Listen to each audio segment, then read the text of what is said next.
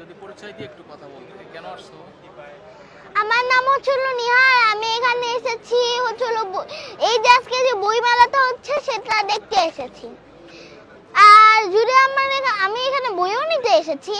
Just আমি হচ্ছিল Islamic সব বইগুলো দেখে তারপরে নিব। কিন্তু এটা হচ্ছিল আমি ইসলামের ব্যাপারে অনেক কিছুই জানি, বাট এটা আরো শিক্ষণীয় জিনিসগুলো আমি জানার জন্য আমি শিক্ষণীয় বইগুলো আমি নিব।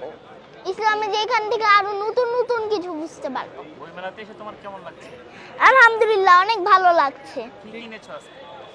এটা আমার কিনা হয়নি, বরং এটা আমাকে শিবিরের পক্ষ থেকে গিফট করা হয়েছে। শিবির কি চেনো? ইয়েস। কেমন শিবির?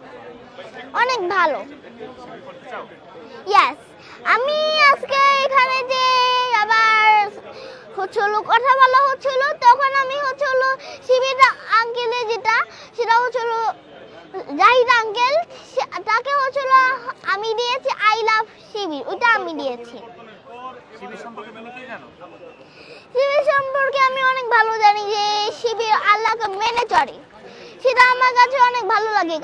এই জন্য হচ্ছিল আমি শিবিরের সাথে হচ্ছিল যোগ দিতে চাচ্ছি, এবং আমি যেহেতু দিয়েছি এই জন্য তারপর আমি বলেছিলাম যে আঙ্কেল আমি তো শিবিরের সাথে যোগ দিতে চাই, আমি কিভাবে যোগ দিব। পরে আমাকে এই বইটা দিয়েছে অনেকগুলা। হ্যাঁ, কোন আঙ্কেলকে বলছো? জাহিদ আঙ্কেল। কে সে জাহিদ আঙ্কেল? ওই যে কিছুক্ষণ আগে এখানে যে ইন্টারভিউ দিচ্ছিল সেই আঙ্কেলটা জাহিদ আঙ্কেল। ওনাকে কি চেনো? ইয়েস। কিভাবে চেনো?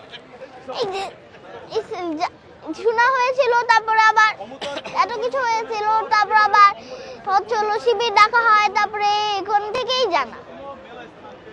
শিবিরের কোন দিকটা ভালো লাগে বেশি? আমার শিবিরের পুরোটাই ভালো লাগে, যেটা নামাজ পড়ে, তারপরে 5 ওয়াক্ত নামাজ পড়ে, সবাইকে আবার দাওয়াত দেয়, এরকম। আচ্ছা, তুমি যদি শিবিরে যোগ দাও দিবা কেন? আমি তো যোগ দিচ্ছি, যোগ দিতেও চাচ্ছি। কবে নাগাদ দিবা? কত বছর পরে?